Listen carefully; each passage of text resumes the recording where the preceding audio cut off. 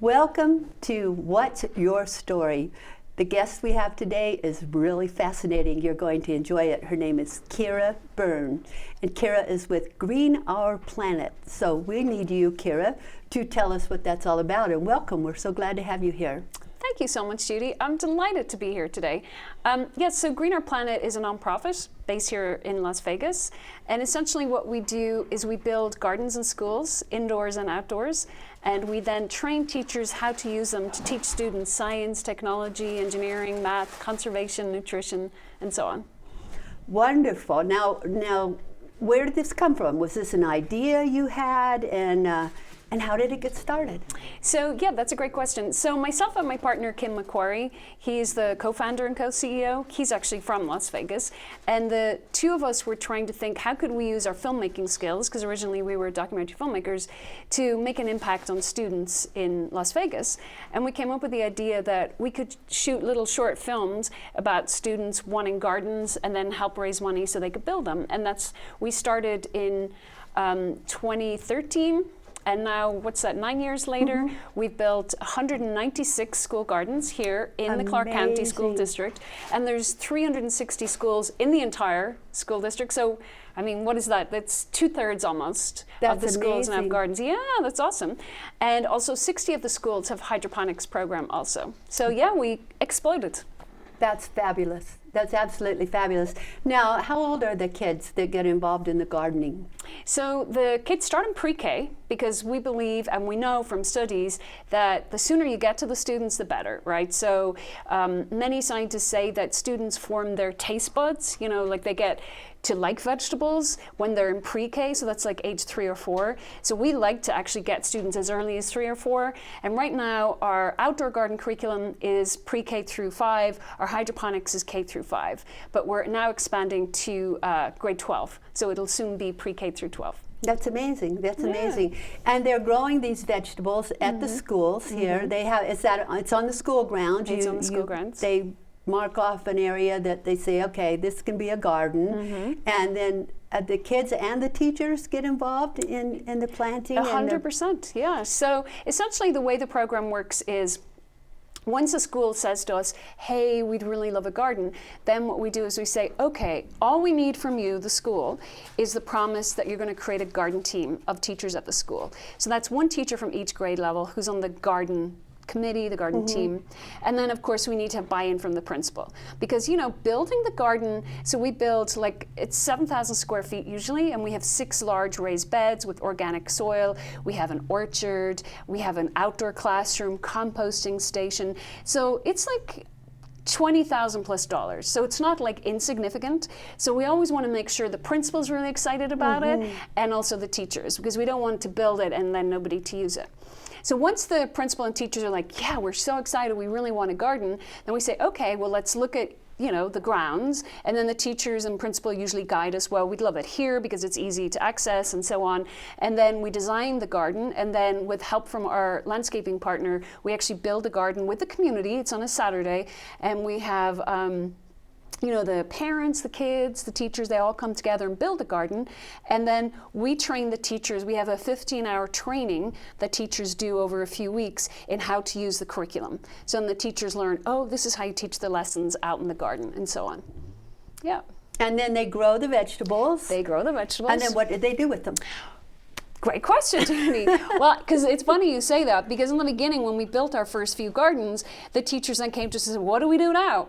And we were like, oh, that's a good question. So a few things, okay? So sometimes, and especially in our lower income Title I schools, teachers simply give the food to the kids to bring home, right? So that's one thing they do. Another thing they do is we have a farmpreneur program. So that's where we train 5th graders and middle and high schoolers how to write a business plan for their garden. And then they use that business plan to attract their customers, usually their parents, to do advertising, marketing, all of that stuff. And they price their vegetables, and then they have farmers markets. And so in the year before COVID, we had about 200 farmers markets run by 5th graders all across CCSD. Amazing. That's awesome. And if I'm allowed to do a plug, on April 22nd in downtown Summerlin, we are going to have the largest student-run farmers market in North America. over 500 students coming to downtown Summerlin for Earth Day, selling all the fruits and veggies from their gardens. Amazing. Yeah, it's going to be That's so going to fun. be awesome. I know. That so really is fun. going to be awesome. That's in downtown Summerlin? Downtown Summerlin, yep. Yep. Wow. In the Super exciting. shopping center area there? Yes, exactly. On Saturdays, downtown Summerlin have this awesome farmers market, and so it's the same area, but it's a Friday, right? So it's the Friday morning, it's Earth Day, and so we'll take over that same space where they normally have the farmers market. That's fabulous. Yeah. Now let me ask you this. You were a filmmaker. Yes. And then you got started in this. Yes. Did you have any idea it was going to grow into this enormous project? No, Kim and I, we thought, oh, you know, we'll help a few schools get gardens and we'll still be filmmakers. But by 2015, honestly, I think we were already in 50 schools and we were like, okay, we can't be filmmakers and do this. It's growing too fast. So then we were like, okay, well, we'll try Do Greener Planet full time. And once we decided that, and we actually started getting bigger sponsors, then yeah, it really took off. Yeah. What kind of sponsors do you have? Who would be That's a great question. So one of our major sponsors is Bank of Nevada, and they're a special sponsor because we actually worked directly with them and their bankers to create the entrepreneurship financial literacy curriculum. So we had teachers from CCSD and then the bankers come together and say what would make learning financial literacy fun for students, right? So learning how to manage their money and learning how to save and learning about credit and the role of the entrepreneur in the community, the role of banks and so on. And so they built all the lessons around the farmers market. So Wow. yeah, so they did it, and it's all to Nevada state standards. And there's no question that CCSD has the largest number of student-run farmers markets during the spring and fall, as well as the largest student-run farmers market. So how awesome is that? Well, it's pretty awesome. Can you imagine if we had had that kind of training when we were that age? I mean, that's amazing training. They're actually running a business. They're learning how to do it. They're learning how to manage their money. These are things that really have never been taught in school before. And Yes. so, we get out of school and we know a little bit about algebra, but we don't know about managing our money. And so here, this is helping these kids to already know how to get in business, how much effort it takes, and how to actually negotiate and to go and sell their vegetables or their products. Yes. I think it's fabulous. Yeah, and I have to say, one of our former board members, Chris Gaynor, who sadly passed away recently, her driving force, she was an employee of Bank of Nevada. She always said, most Nevadans, or over 70% of Nevadans, are 2 paychecks away from being broke. Like, they don't have padding, they don't have financial wherewithal. And she said a lot of it is because they don't learn financial literacy in school. And so, kind of like the nutrition, like I said to you, let's get them at pre-K. I think it's the same thing with financial literacy. Like, the sooner that we connect students to understanding money and how to manage it and how exciting it can be, because then you get to create opportunities for your life, right? Yeah, I agree. Yeah. Do you see any of these students that then go home and do like a box garden or a small garden in their home after they've learned this? Yes, all the time. Yeah. All the time, yeah. And so it can be, like, a lot of the students we serve are in apartments, and so they might have some potted herbs on their balconies. And then now, because we started the hydroponics program 2 years ago, now they're doing indoor gardens, because you can easily build them using recycled materials. You can build your own indoor garden, yeah. Yeah, I think this would be quite helpful, especially for low-income families, to be able to have fresh vegetables right there. And it's not that expensive to grow a small garden at home. Yeah, what a great idea. Now, do you see this going nationwide? Well, we already have gone nationwide. We're in 15 states with our hydroponics program. And one story, if I may share, that I love to talk about is 2 years ago, we started our hydroponics program. We got an email from a principal north of the Arctic Circle from this village called Viinitai in Alaska. And the principal said, I'm the principal of a school for 58 students. It's called John Fredersen. And he said, I'm in a village of Athabascan people, native people, and there are 200 people in the entire village, and they do not have access to fresh food for 9 months of the year. And he said when they do, the lettuce and the greens are flown in by bush plane, and it's really like cruddy and not very nice. And he said a head of lettuce costs $9. I know, it's ridiculous. And so he said, do you think you could get your hydroponic systems to Vinitai? And our hydroponic systems, just to give you a sense, they're like, you know, I don't know, they're 4 foot wide, 5 foot tall, 3 foot deep. So, you know, they're not small. Yeah. And so we said, yes, why not? Well, we can mail them. So we mailed 3 of the large systems, which allowed them to grow 600 heads of lettuce, you know, herbs, all the greens that they need, strawberries, tomatoes, during the 9 months when it's, I don't know, minus 50 up in the Arctic Circle. And so the students have been growing all the fresh food for the villagers. The community. Yeah, isn't that awesome? That is amazing. Yes, and there are only 10 schools in the entire school district north of the Arctic Circle. It's called the Fort Yukon School District. Now they all have hydroponics. So wow. that's awesome. Aren't you proud of yourself? Well, I'm proud of our team. Yes. Team effort. I'm the voice out in the community talking about our programs, but we have an awesome team who implement the programs. Yeah, we're lucky. Fascinating. Absolutely fascinating. Now, with your film work, do you film any of this? Have you? We do, and in fact, you know, we've always had a film team at Greener Planet because of our backgrounds, but when COVID happened, that was a real shift and kind of pivot for Greener Planet, because that was March 2020 and the schools closed, right? And we operate in the schools, in the gardens, the hydroponic systems are in the schools. So we kind of gathered our team together. I still remember it. It was like March 16th. It was a Monday. And we said to them, okay, we can furlough all of us, right, and ride this out and see how long it goes. You know, we all thought it was 2 months or something. Yes, Remember that? yes, And we were like, yeah. Little did we know it was 2 years. Anyhow, and we said we can do that, or we can pivot. And the way we can pivot is we can have everybody do their same job. So the farmers still go out to the school gardens, still take care of them. And then we donate the food to the local food banks and the students and families that need food. And at the same time, they film themselves using their phones, the lessons, which we then share with the teachers.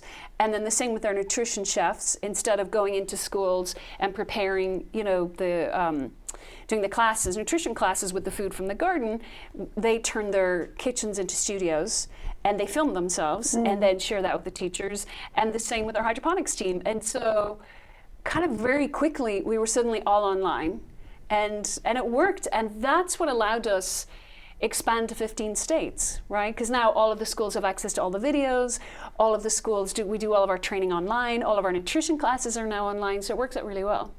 That's fabulous. Yeah. And nutrition classes, I find that exciting that you're teaching those. Yeah, no, absolutely. And, you know, interesting, for example, our nutrition chef, Lisa Cheplak, she recently did a class with the students in Alaska, right? And they, you know, because they don't normally have access to spinach and kale and all those greens, it was very helpful for them, you know, to learn how to make a really nice salad. And, you know, she made a few other things with them.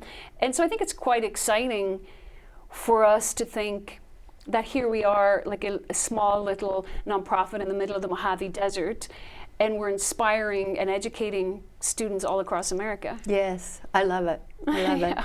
You know, I lived in Africa for 10 years. I would love to see something like this there. Yeah. Yeah, because there were so many people there that lived way below the poverty line. Yeah. And people who live in houses made out of cardboard boxes and black trash bags and things year round. Luckily, they don't have 6 feet of snow, you know, but I would love to see them have the opportunity to learn these types of things. It would be amazing. It will be amazing. We'll put it out to the universe. Okay. Yes, we'll put bring it us to Africa. We'll put it on our goals for Yeah. Where do we go next, right? Oh, I love it. So thinking of that, where do you go next? Oh, that's a good question. So we were very lucky to receive a sizable grant from the Engelstad Foundation recently. And so our goal is to scale actually quite quickly. So just to give you a sense, we're in about 300 schools right now with our programming in the 15 states. But next year alone, we're going to do about 500 schools. So we're actually scaling, and we're focusing on some of the communities where we already are, where we're having a big impact, like Alaska, New Mexico, Utah, and Nevada. But you know, we're going into other states as well. But in those states, we've had what would you say, like a particularly big impact in rural communities. Because when you go into a village like Vinitai or Galena in Alaska, and there are 200 people, they can grow all their own food. Yes. Like here in Vegas, we do a hydroponics program at a school, and there's like 700 or 800 students in the school, never mind the community. So we're not going to feed, right, the system, we're not building big farms. So the systems aren't going to have the impact on nutritional density of the community, but you know, we educate here in the urban environment. But in those rural communities, we're actually impacting and changing the kind of food they eat. And so we find that very exciting. And then speaking of Africa, I think it's the same thing. If we were able to build, you know, big enough farms in African communities, we will be able to train them how to grow the food they need. Yes, exactly. Sounds wonderful. Yeah. Sounds wonderful. I think too, so many times people don't learn about proper nutrition early enough. When I got cancer, 13 years ago, the doctor totally changed my diet. I started eating things I'd never eaten before in my life, and it was the best thing that could have happened to me, because I didn't know about so many of those foods. And when I talked to the oncologist, I started to say orthodontist, and I thought, no, that's not it. It was the oncologist about it. He said that they only had 4 hours in medical school on nutrition. I've heard that. And he said he just didn't know how to tell people how to eat to get better. And luckily for me, I also had a naturopathic doctor who put me on raw foods practically. Everything was raw foods, and juices of things that I would have never imagined. Like one of the things I had to do was drink a couple ounces of chaparral, the liquid from chaparral. Chaparral's a poisonous plant out here in the desert. And I had to drink it every morning. And it was the nastiest tasting stuff on the face of the earth. But he said it's nature's chemo. And so I really think it's fascinating that these kids are getting the opportunity to learn about so many things that, you know, I mean, in this day and age, they eat so much fast food. It's really exciting to introduce them to kale, for instance. Right, You know? And not only introduce them where they, you know, get to actually cook along with the chef, but they're growing it, right? So it's very empowering, I think, for students to be able to put a seed in the ground. And this is what we always hear students say, oh my God, like this tiny little seed turned into this big head of lettuce, or this carrot, or this, like there's something magical about putting the seed in the ground and seeing life force explode, right? And so It is magical. it is magical. And then you put that magic in your body, and I don't know, it's just beautiful. It's a whole beautiful process. It is. And I think when students connect to that, they'll never forget that. Even if they segue off and eat fast food in their teenage years, we believe that in the back of their minds, they've had that experience, and at some point they'll come back to it.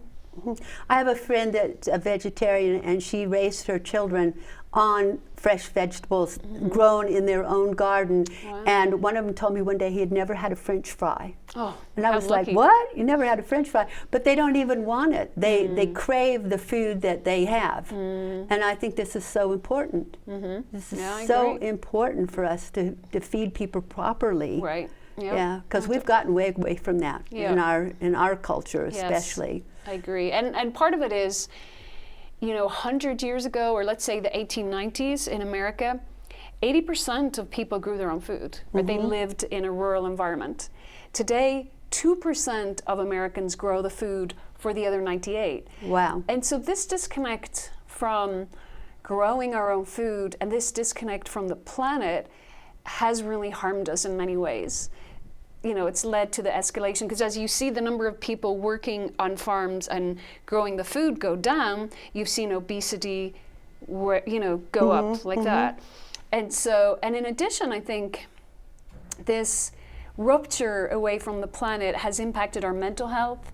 I think people feel disconnected, and in some way they don't even really understand, and it leads to violence, mental health problems. They don't understand their place in the universe. They don't understand that it's all interconnected, that the planet gives us clean air to breathe, the planet gives us the food we need, the planet takes care of us. We are part of the planet. But once you lose that knowledge and that connection, you lose a part of who you are. I can So, see that. yeah. I can definitely understand that. Now tell me a little bit about the 32 Club, because this is where I met you. I went Yeah. to the 32 Club, and they're one of your sponsors, right? That's right. I love the 32 Club. The 32 Club is run by Sally Para. And what I love about the story is that, you know, it's one of those things where you see goodness grow in unusual ways, right? So Sally was helping her friend deliver programming from the National Museum here in town, or the State Museum, the Nevada State Museum, and it costs $32 to get all the kits together and get them to a local school and then back to the Right. museum. And so Sally was like, wow, students don't have access to all of this amazing programming just because of $32. So she said, why don't I set up a 32 Club? I'll have ladies over to my house. We're going to have some dinner, and everybody writes a check for $32. And that means a class, a school has access to these cool programs. It was an awesome idea. And it just blossomed. It did. Yes, yes. It's amazing. And I was invited there, went there, was very, very impressed with the caliber of people, the lovely, lovely people that attend these dinners. And it was just really nice to network with these women and to see how they really want to make the world a better place. And then after they raised, I mean, what she raised, like $32,000 or something for all of those museum pieces to get transported back and forth. And now they've decided to be your sponsor. I know, and it's so awesome. And they've, not only are they sponsoring us, but they're sponsoring the Lead STEM Academy. And that's an awesome middle school here in Las Vegas. Like really, you know, you hear bad things about CCSD. I like to talk about the great shining lights in CCSD. Lead STEM Academy is one of those. It has an extremely progressive principal, it has amazing teachers, and essentially what they've done is they've created a school environment that is conducive to making school engaging and exciting for students. I mean, it's not rocket science. If school is fun, students will go. Exactly. What a concept. Yeah. So all of their learning is project-based learning, meaning that it's hands-on. Students are solving problems, they're doing projects, they're figuring out, you know, how to do things out in the community to help people. It's really, really amazing school. They don't have to do the traditional state testing. It's awesome. Anyhow, so we feel very lucky because not only did Sally and the 32 Club adopt Green Our Planet to do the hydroponics program at the Lead STEM Academy, but she made that introduction to the STEM Academy, and I'm really excited to work with them because the teachers are very progressive. You know, they're not constrained by a lot of the bureaucracy and the, you know, the state testing and all that. So we're hoping that they just started the hydroponics program. We're hoping that they grow into the first farm, you know, at a middle school, and that the hydroponics program gets big enough so that they can actually feed the students in the cafeteria, their salad bar. That's the goal. wonderful. Wouldn't Yeah, that be I know. terrific? It will happen. It will happen. Yeah, that'd Yeah. be terrific. So tell people how they can get in touch with you, Yes. and if they would like to make a donation, $32. I mean, it's Yeah. not a lot of money. That's right. How they can do that. Awesome. Okay, so you can reach Greener Planet and learn more about us at www.greenourplanet.org. And there's a donate button right at the top if you feel so inclined. And you can find out all about our programming. And there's about 200 videos on the site that you can watch that we use for teaching students. Thank you. Wonderful, wonderful. Thank you so much for Thank you. being here. It's really informative and exciting, and I keep telling people about you because I'm just so impressed that you're doing this, and I think it's making a major difference in our community, especially for our low-income people who really need to know how to grow their own food and to have better nutrition. I think this is so important. Thank you for being here Judy. today. Thank you. Yeah, You're well, awesome. it's been my pleasure to have you on the show. Thank you. And thank you for joining us today. And remember, if you'd like to be a part of helping to green our planet, just go to the website. You can see it on the screen, and make a small donation, and you too will be a part of it. Thank you for joining us. See you next time.